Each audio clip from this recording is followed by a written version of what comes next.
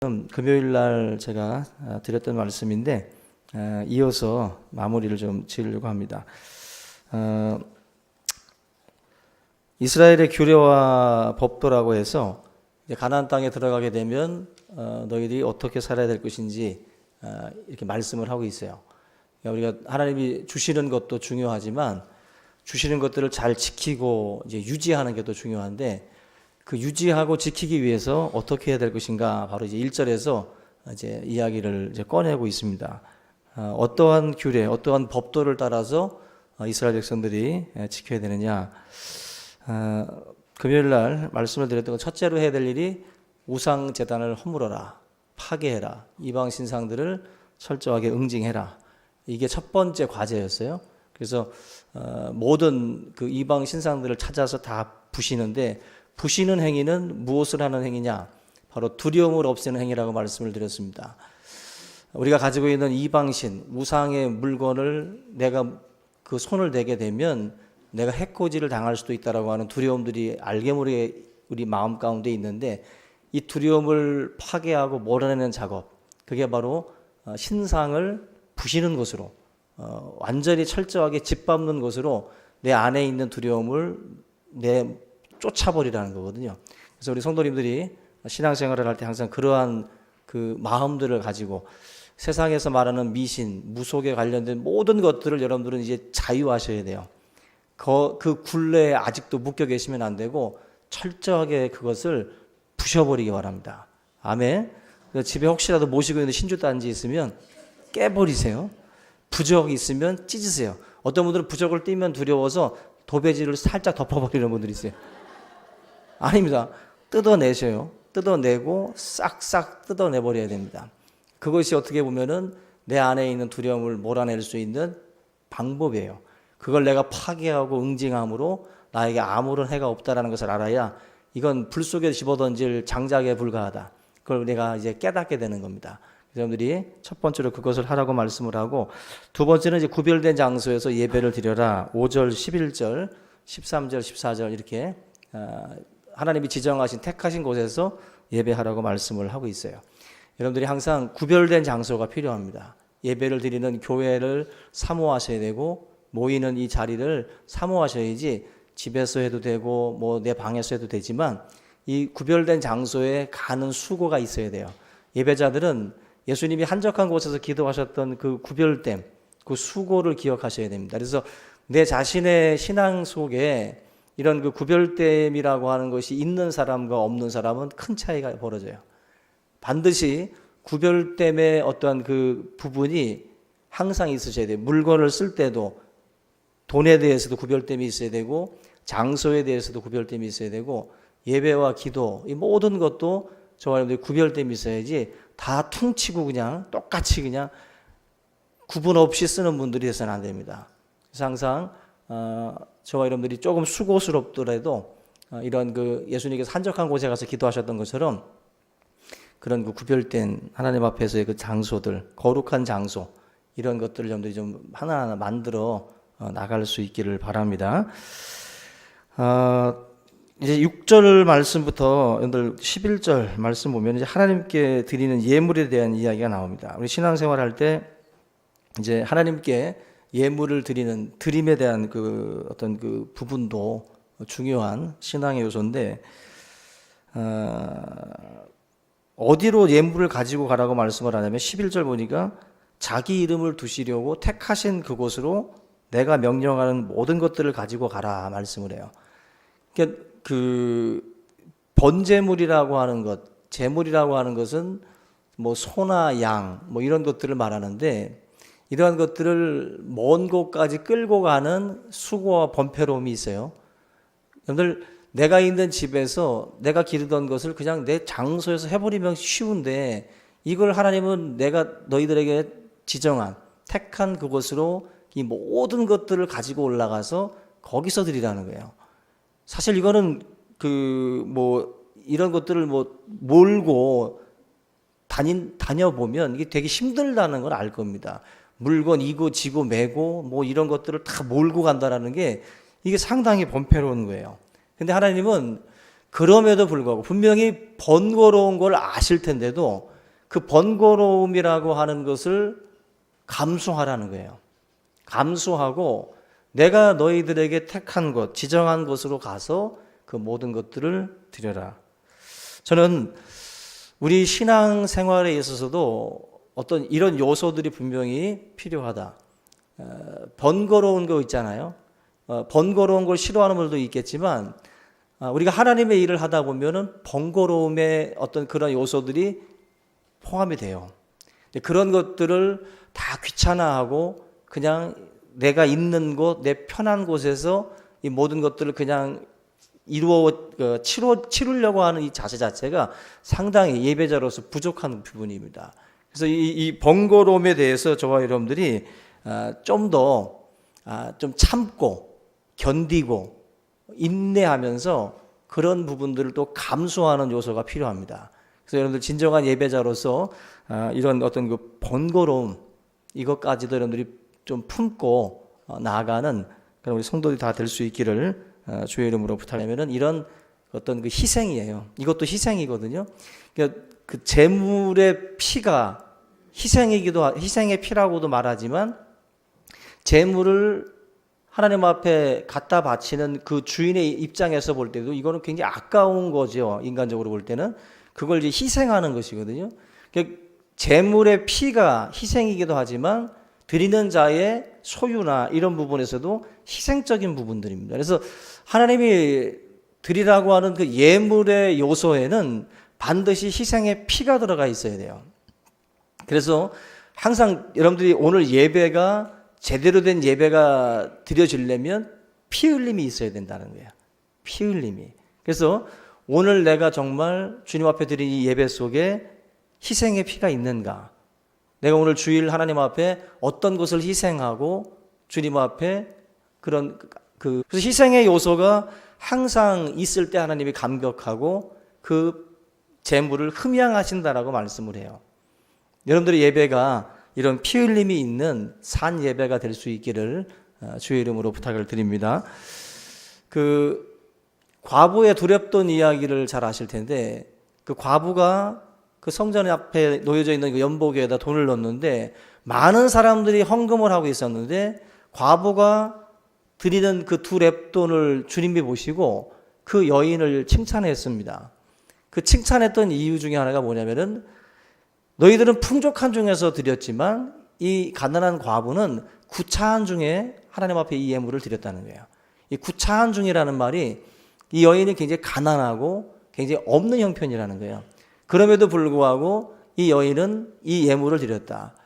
드리는 액수가 중요한 게 아니라 이 액수 속에 어떤 희생의 피가 있냐를 주님이 보신다는 거예요. 두렙돈이라는 것은 정말 어떻게 보면 어른들 입장에서는 부끄러워서 낼 수 없는 돈이에요.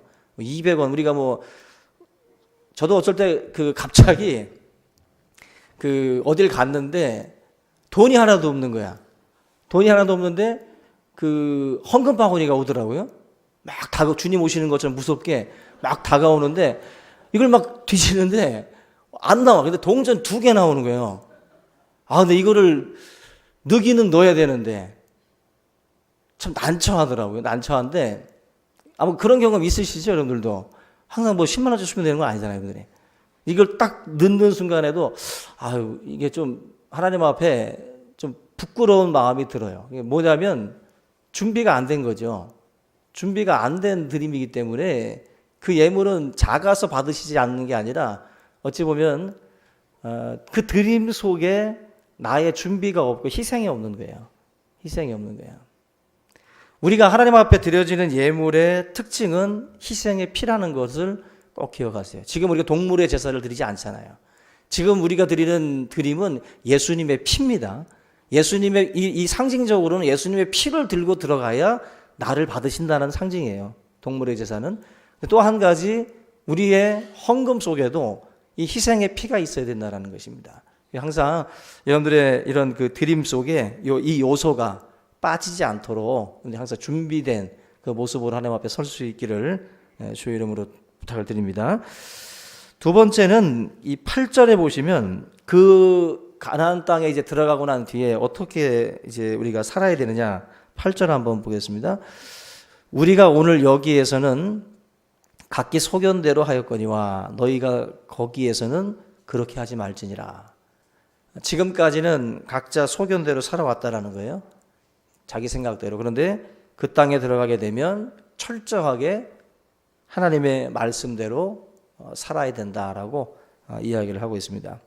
세상 사람들의 특징이 자기 기호대로, 자기 소견대로, 자기 입맛대로 사는 겁니다. 하나님의 백성은 사실 이런 식으로 살면 안 되는데 우리가 어떤 일들을 막 고집할 때가 있잖아요. 그러니까 자기의 소견이라는 게 있어요. 자기 기호가 있고 입맛이 있는데 그런 상황이 있습니다. 내 입맛과 내 기호가 아니라 뭔가 그 상황에서는 내가 내 생각을 좀 접어야 될 상황이 있어요. 그럴 때는 여러분들 나는 죽어도 짬뽕이야. 그게 아니라는 거죠. 그럴 때는 자기의 생각을 접을 줄도 알아야 된다는 거죠. 하나님의 사람들은 언제나 내 것을 고집하는 자가 되서는 안 돼요. 그래서 세상 사람하고 우리가 이렇게 분수령처럼 나누어지는 그 구분이 어디냐면은 바로 이런 데서 나타나는 겁니다. 세상 사람들은 이걸 고집할 겁니다. 자기 소견을. 그런데 저와 여러분들은 하나님의 어떤 그 백성이기 때문에 이 말씀 그대로 그렇게 해서는 안 돼요. 그렇게 이전까지는 그렇게 살아왔어도 이제 예수를 믿었으면 예수님을 믿는 사람답게 이제 그러한 생각들을 좀 접을 줄 아는 자가 되셔야 됩니다. 그래서 너무 완고해 보이는 게 좋은 게 아니거든요. 우리 성도들의 모습이 누군가에게 너무 완고해 보인다. 어떤 진리의 문제가 아니라 너무나도 자기의 것을 접을 줄 모르는 사람들이 있습니다. 이것은 하나님의 사람으로서 바르지 않은 거예요. 우리가 어떤 그 본질적이고 진리적인 부분에서야 당연히 그렇게 해야 되겠지만 세상을 살면서 언제나 그런 싸움 벌리는 게 아니에요. 세상 속에서는 진리와 비진리의 어떤 그 중간에 껴있는 우리가 흔히들 아디아포라라고 하는 말을 쓰는데 이건 참 상당히 이렇게도 볼 수 있고 저렇게도 볼 수 있는 상황들이 있어요. 그럴 때에 과연 내가 어떻게 처신을 해야 되느냐. 그때는 저와 여러분들이 자기 생각을 고집하는 게 아니라 덕 차원에서 자기 소견을 접는 게 필요한 거예요. 그래서 그런 어떤 그 유연함이 저와 여러분들에게 있을 필요가 있죠. 그래서 여기 자기 소견이라는 것 자체가 어떻게 보면은 고집스러움이거든요. 고집스러움. 이런 것들을 접고 우리가 이 모세가 이것을 지금 강조하고 있지만 예수님조차도 내 원대로 마옵시고 아버지의 원대로 되기를 원합니다라고 기도했잖아요. 이것도 보면은 자기 소견이 아니라 아버지의 소견을 따라서 가겠다. 그런 말씀입니다. 제가 김남준 교수님 쓴 글 중에 게으름이라는 글이 있는데 이런 글을 봤어요. 게으른 사람은 흔히 힘든 일을 전혀 하지 않는 사람을 게으른 사람이라고 생각들을 하는데 실제적으로 그 차원이 아니라는 것입니다. 자신은 분주하게 살고 있기 때문에 반대로 나는 게으른 사람이 아니다. 이렇게 생각을 하고 살아가는 분들이 있을 텐데 예를 들면서 이런 말을 해요. 만약에 텔레비전을 이제 게으른 사람이 누워서 텔레비전을 보고 있습니다. 근데 갑자기 텔레비전이 고장이 났어요. 그럼 이 게으른 사람은 어떻게 할까요? 이 사람은 텔레비전을 수리해 보려고 텔레비전을 들고 어쩌면은 그 전파사로 달려갈 수도 있어요. 이 텔레비전을 고치기 위해서. 그러면 이 텔레비전을 들고 뛰어가는 저 게으른 사람이 치유된 건가? 부지런해진 건가? 텔레비전 때문에 부지런해졌는 가 아니라는 거죠.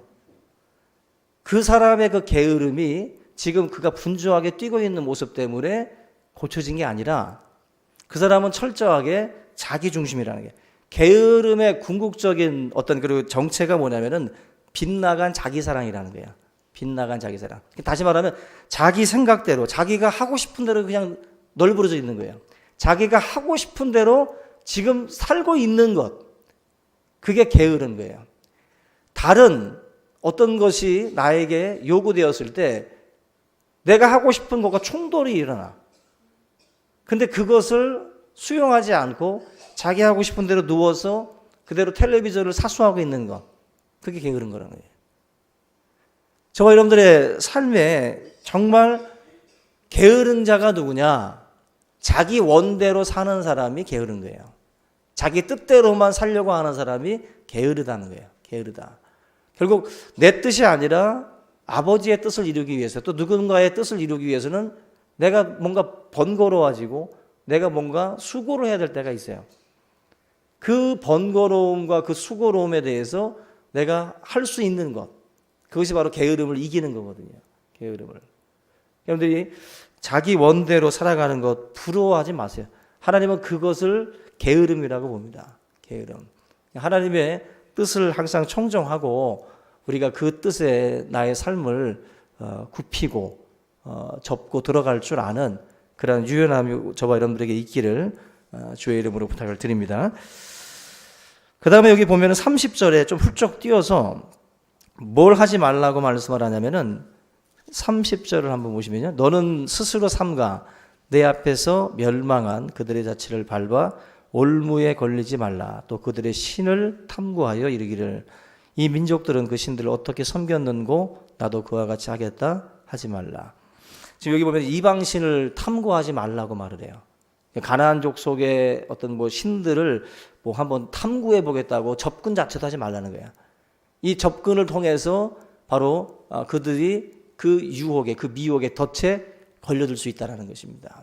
그래서 이걸 사실은 뭐 우리가 흔히들 뭐 적을 알면 백전백승이라는 말이 있잖아요. 그래서 사실 이것을 탐구하려고 하는 분들이 있는데, 제가 보기에 그 비교 종교학과라는 게 이제 학교에 있는데, 그 비교 종교학을 공부하는 사람들 치고 제대로 예수를 믿는 사람들이 흔치 않습니다.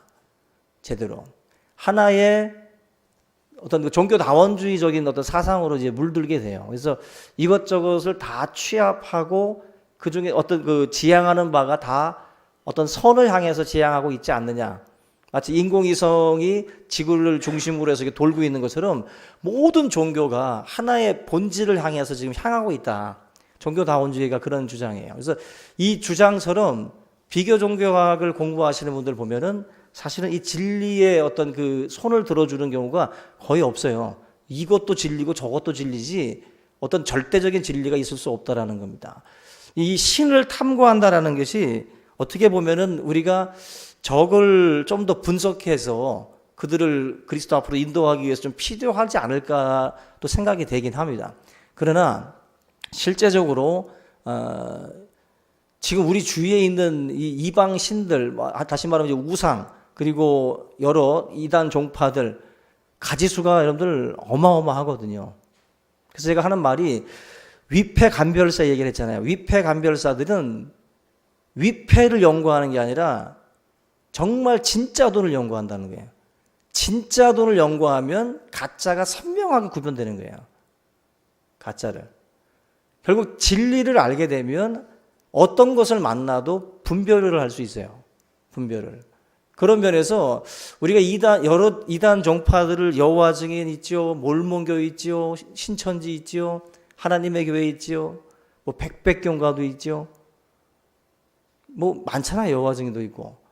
이 많은 것을 지금 기성 교단 속에서 이 성경 공부도 제대로 안 하는 사람들이 이단 종파 알아보겠다고 들어갔다가는 덜컥 걸리죠.